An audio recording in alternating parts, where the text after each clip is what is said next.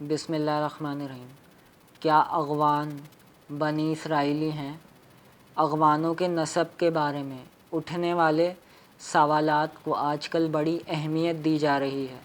18ویں صدی عیسوی میں افغانستان پر برطانوی استعمار کی طرف سے مسلط کی جانے والی جنگوں کے دوران بھی اس سوال کو اچھالا گیا اور یورپی محققین نے اس پر بعزم خود بڑی نایاب تحقیقات بھی فرمائی ہیں، جن کا حاصل کلام یہ نکلتا ہے کہ اغوان بنی اسرائیل کی نسل سے ہیں۔ اس وقت یہودی لابی بھرپور کوشش کر رہی ہے کہ نہ صرف اغوانوں کو ان کے یہودی النسل ہونے کا یقین دلایا جائے بلکہ انہیں یہودی مذہب بھی قبول کرنے پر آمادہ کیا جائے۔ اس کی تفصیل آگے چل کر عرض کی جائے گی۔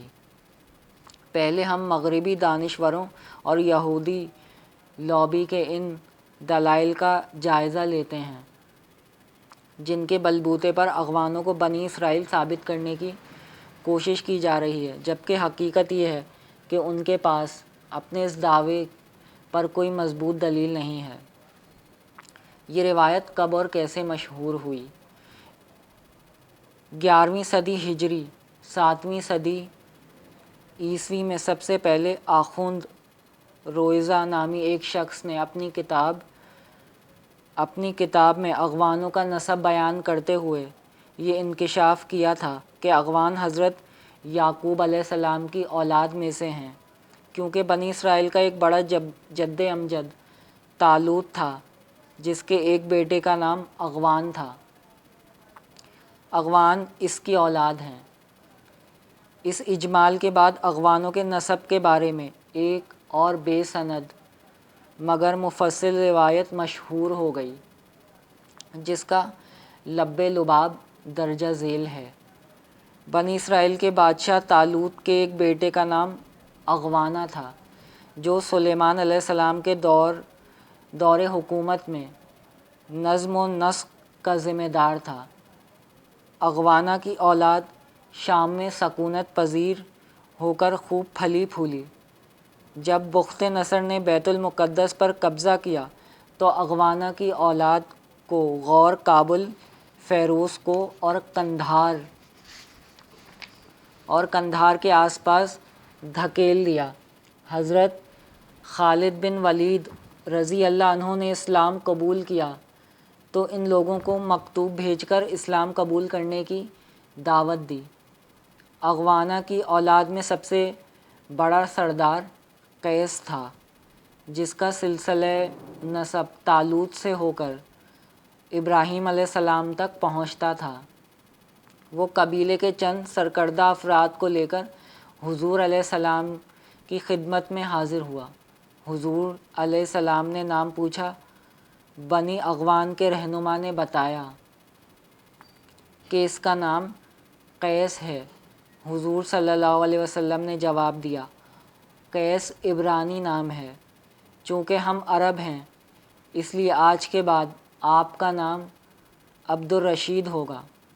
عبد الرشید کئی جنگوں میں حضرت خالد کے ہمراہ بہادری سے لڑا، اور جب حضرت خالد نے حضور علیہ السلام کو ان کی بہادری کے بارے میں بتایا تو حضور صلی اللہ علیہ وسلم نے عبد الرشید کو بطان کا لقب دیا۔ یہی لفظ بعد میں پٹھان بن گیا۔ بطان کشتی کے اس شہ تیر کو کہتے ہیں جس پر کشتی کا انحصار ہوتا ہے۔ حضور صلی اللہ علیہ وسلم نے عبد الرشید کو بعد میں اپنے ہاں بلایا، اس کے حق میں دعا مانگی اور ایک صحابی اور کئی انصار کے ساتھ دوبارہ غور روانہ کیا تاکہ لوگوں کو اسلام کی دعوت دیں۔ یہ دوسری روایت ہمیں سب سے پہلے نعمت اللہ ہروی کی تاریخ خان جہانی میں ملتی ہے جو کہ 1613 عیسوی میں لکھی گئی۔ مؤلف اس حدیث سے استدلال کر کے بتاتا ہے کہ تمام اغوان قبائل بنی اسرائیل کی نسل سے ہیں، بنی اسرائیل کی نسل سے ہونے کا اعزاز رکھتے ہیں، اور ان میں سے کچھ قبیلوں کو جو قیس اور اس کے ہم وفد لوگوں کی اولاد ہیں۔ صحابہ علیہ رضوان کی اولاد ہونے کا شرف بھی حاصل ہے۔ غرض تمام علمی ذخائر میں اگر اغوانوں کی بنی اسرائیل ہونے کے بارے میں کچھ ملتا ہے تو وہ یہی روایت ہے۔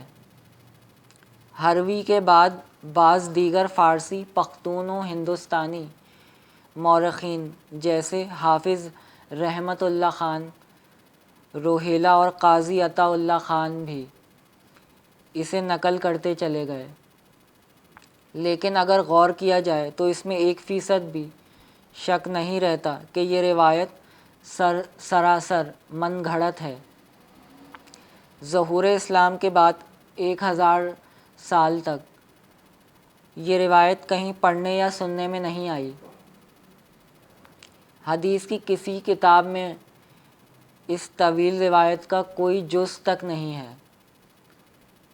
یہ طے ہے کہ احادیث کے متون کی تدوین کا کام 3 اور 4 صدی تک 4 ہجری صدی تک تکمیل کو پہنچ گیا تھا، لہٰذا اس کے بعد کوئی ایسی حدیث قبول نہیں کی جا سکتی جو متون حدیث میں موجود نہ ہو، خاص طور پر ایسی حالت میں کہ راوی سند بھی بیان نہیں کر رہا ہو۔ نعمت اللہ ہروی اور ان جیسے دوسرے مورخین نے یہ حدیث نقل کرتے ہوئے سلسلہ اسناد بیان کیا ہے، نہ حدیث کی کسی کتاب کا حوالہ دیا ہے، اور میں عرض کر چکا ہوں کہ اس روایت کا کوئی جز ذخیرہ حدیث میں نہیں ہے، حتیٰ کہ ضعیف اور موضوع احادیث کے ذخائر بھی اس سے خالی ہیں۔ اس کا صاف مطلب یہ نکلتا ہے کہ یہ حدیث 1000 سال بعد بعض مخصوص مقاصد کے تحت گڑھی گئی ہے، لہٰذا اسے کسی درجے میں بھی قبول کرنا ممکن نہیں۔ بس آج کے لیے اتنا ہی۔